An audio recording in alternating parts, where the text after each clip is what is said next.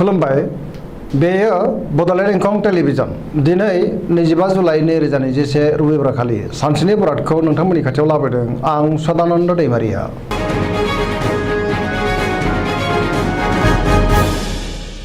सिगां फरायनो लादों मेष राशि गिबि हांखो अ ल। दिनैनि साना बारा मोजां नङा, गोसोखौ गोबां गुलुं गुजुं मोनगोन, गुबुननि गोसोआव दुखु होफ्रांनो हागौ, सोरजोंबा नांलाय खमलाय जानोबो हागौ। सांग्रां थानाया गाहाम, गोसोनि साननायफ्रा नाथाय देबोरबो नांगोन। देहाया बारा मोजां थानाय नङा, बिगुरनि बेराम एबा बायदि रोखोमनि माननाय बेरामाव गोग्लैनांनो हागौ। जानाय लोंनायाव सांग्रां जानाया गाहाम, रांखावरियाव मोजां होनजायो, अदेबानि खरसायाबो नाङा फाङा बांगोन। बेफार फालांगियाव मोजां मुलाम्फा मोनगोन, गुबुना खहा खालामनो नाजागोन। न'खराव एना एनि फैनो हागौ, मावनो लानाय खामानिखौ मावफुंनायाव हेंथा नुजाथिगोन, नेगेटिभ एनार्जिनि गोहोम गोग्लैगोन, गोसोआ दिनै जोबोर आला खाला जागोन। गुबुनजों बाङाय बुंनायानो गाहाम, सोरबा खाथि लोगोआ गाज्रि नोजोर होखोमागोन, सांग्रां जानाया गाहाम।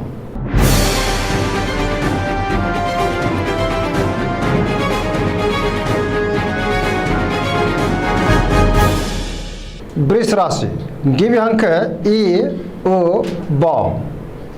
दिनैनि साना बारा मोजां नङा, गोसोखौ दिनै जोबोर उसुखुथु मोनगोन, गोसोनि जिंगाया बांगोन, गोबां जेंनाजों मोगा मोगि जानांनोबो हागौ। गोजोननायनि आंखाल जागोन, गोथों आरो गोग्गो साननो रोंनाय नङा, मावनो लानाय खामानिखौ मावफुंनायाव हेंथा नुजाथिगोन। समाजाव मान मोनगोन, रांखावरियाव बारा मोजां नङा, नाङा फाङा खरसाया बांगोन। बेफार फालांगियावबो खहा जानांनो हागौ, सोरबा लोगोआ थगायनो नाजागोन। न'खराव बिसि फिसायनि गेजेराव एना एनि फैनो हागौ। देहाया दिनै मोजाङै थागोन, अब्लाबो नाथाय जानाय लोंनायाव सांग्रां जानाया गाहाम। समाजाव मान मोनगोन, सोरबा लोगोजों रायखोमा जानोबो हागौ। लाइमोनफोरनि गोसोआ दिनै जोबोर आला खाला जागोन, गुबुननि गोसोखौ बोनो हानाय नङा, खुसिनि आंखाल जागोन। जेबो गोदान खामानियाव दिनै आखाइ होथ'यैआनो मोजां होनजायो।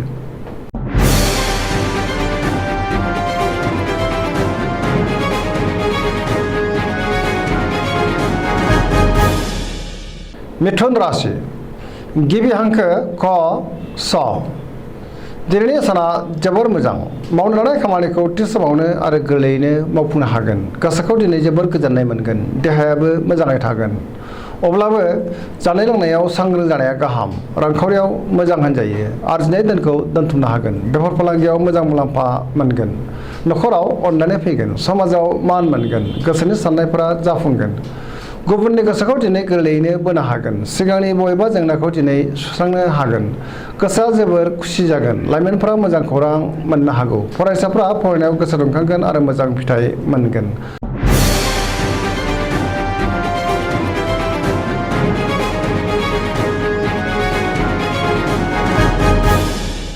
कर्कट राशि गिबि हांखो ड ड ह।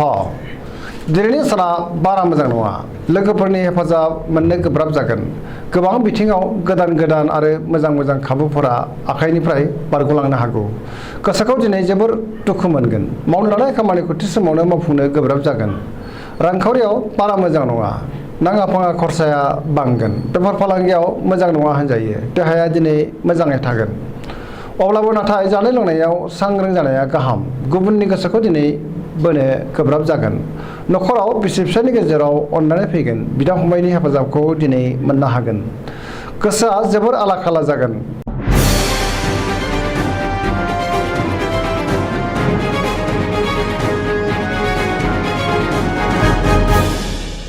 सिंह राशि गिबि हांखो म ट। दिनैनि साना मोजां आरो गाज्रिनि गेजेरजों बाबेनलांगोन, देहाया बारा मोजां थानाय नङा, गोबां देहायारि जेंनायाव गोग्लैनांनो हागौ, माबा मोनसे गेदेर गोरोन्थि मावफ्लांनो हागौ।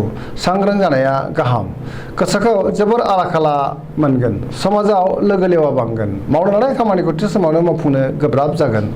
रांखावरियाव मोजां होनजायो, बेफार फालांगियाव मोजां मुलाम्फा मोनगोन, न'खराव अननाय फैगोन, गोसोनि बोलोआ लोरबां जागोन। गुबुननि थाखाय नाङा फाङा जेंनायाव गोग्लैनांनो हागौ, सांग्रां जानाया गाहाम। गोसोआ दिनै जोबोर गोनो गोथो जागोन, सोरबा रोंगौसानिफ्राय बोसोन लानांगोन, गोसोनि साननायफ्रा देबोर नांगोन, धोरोमारि बिथिङाव गोसो दुंखांगोन।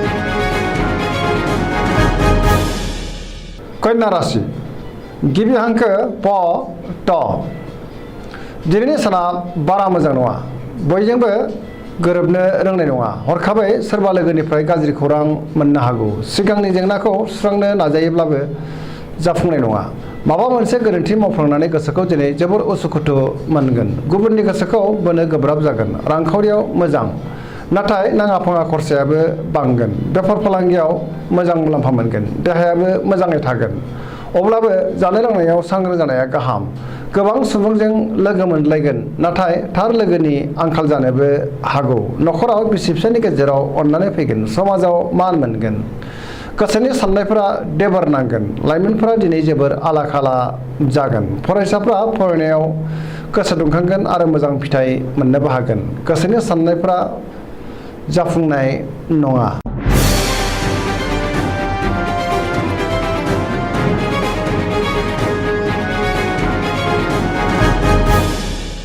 तुला राशि गिबि हांखो र ट दिनैनि साना मोजां आरो गाज्रिनि गेजेरजों बाबेनलांगोन गुबुनखौ मान होनो रोंनाय नङा आरो गुबुनजों मान होजानायबो नङा बहाबा दावबायहैनो खाबु मोनगोन गोसोआव गोदान बोलो फैगोन बहाबा दावबायहैनायाव जाफुंसार दावबायहैनो हागोन आरो गोजोननाय मोनगोन गोसोनि बोलोआबो बांगोन गोसोनि साननायफ्रा नाथाय देबोरबो नांगोन मावनो लानाय खामानिखौ मावफुंनो गोब्राब जागोन देहाया मोजाङै थागोन रांखावरियाव मोजां मोननो गोनांखौ दिनै मोननो गोब्राब जागोन बेफार फालांगियाव मोजां मुलाम्फा मोननो हागोन नखराव बिसि फिसायनि गेजेराव एना एनि जानो हागौ सांग्रां जानाया गाहाम फरायसाफ्रा फरायनायाव गोसो दुंखांगोन लोगोफोरनि हेफाजाब मोनगोन गोसोआ दिनै जोबोर रमान्टिक जागोन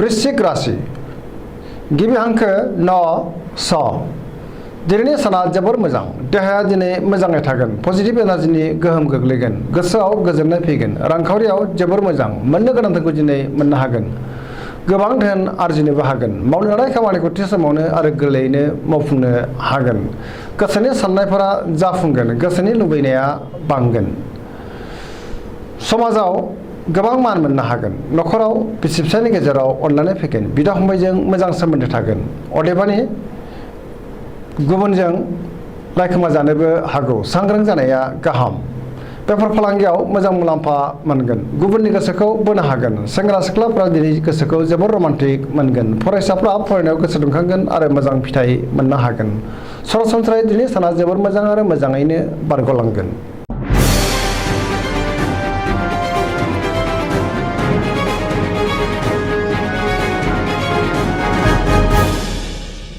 धनु राशि गिबि हांखो ढ फ भ दिनैनि साना जोबोर मोजां गोसोखौ दिनै जोबोर गोजोननाय मोनगोन गोसोआव गोग्गो साननाय फैगोन मावनो लानाय खामानिखौ थि समावनो आरो गोरलैयैनो मावफुंनो हागोन गोसोनि साननायफोरा जाफुंगोन रांखावरियाव दिनै जोबोर मोजां होनजायो बेफार फालांगियावबो मोजां मुलाम्फा मोननो हागोन समाजाव मान मोनगोन देहायाबो दिनै मोजाङै थागोन नखराव बिसि फिसायनि गेजेराव अनलायनाय फैगोन बिदा फंबायनिफ्राय हेफाजाब मोननो हागोन सुथुरखौ दिनै गोरलैयैनो फेजेननो हागोन जेरावबो देरहासार जागोन गोसोआ दिनै जोबोर रमान्टिक जागोन पजिटिभ एनार्जिनि गोहोम गोग्लैगोन फरायसाफ्रा फरायनायाव गोसो दुंखांगोन आरो मोजां फिथाइ मोननो हागोन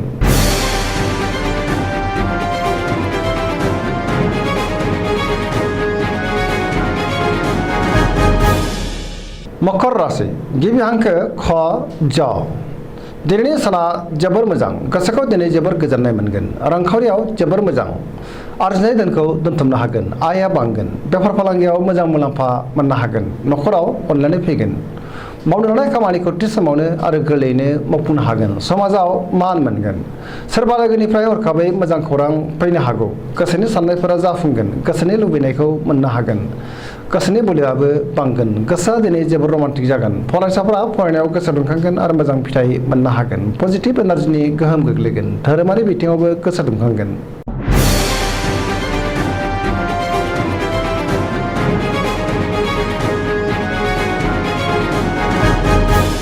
कुम्भ राशि गिबि हांखो ग स स दिनैनि साना जोबोर मोजां गोसोखौ दिनै जोबोर गोजोननाय मोनगोन मावनो लानाय खामानिखौ थि समावनो आरो गोरलैयैनो मावफुंनो हागोन समाजाव गोबां मान मोनगोन गोबां मुंदांखा सुबुंजों लोगो मोनलायगोन रांखावरियाव दिनै जोबोर मोजां गोबां धोन मोननो हागोन बेफार फालांगियाव मोजां मुलाम्फा मोनगोन देहायाबो दिनै मोजाङै थागोन अब्लाबो नाथाय जानाय लोंनायाव सांग्रां जानाया गाहाम न'खराव अनलायनाय फैगोन गुबुननि हेफाजाबखौ दिनै मोननो हागोन लाइमोनफोरा गोसोखौ जोबोर रमान्टिक मोनगोन धोरोमारि बिथिङाव गोसो दुंखांगोन पजिटिभ एनार्जिनि गोहोम गोग्लैगोन गोसोनि साननाय आरो लुबैनायफ्रा मोगथाङाव फारि फारि जाफुंजोबगोन